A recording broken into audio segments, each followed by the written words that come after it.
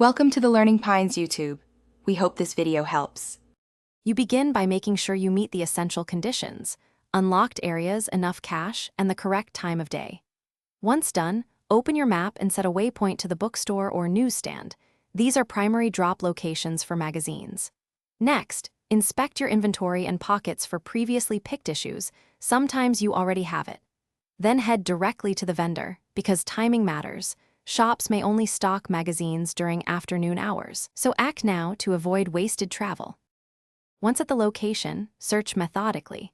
Scan shelves left to right, examine counters, and open any backroom doors you can access.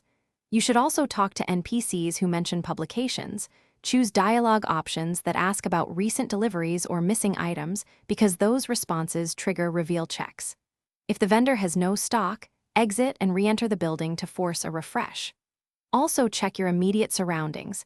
Mailboxes, glove boxes, and storage closets often hold quest magazines you might miss on When you finally locate the magazine, purchase or pick it up and immediately open your inventory to confirm the item registered.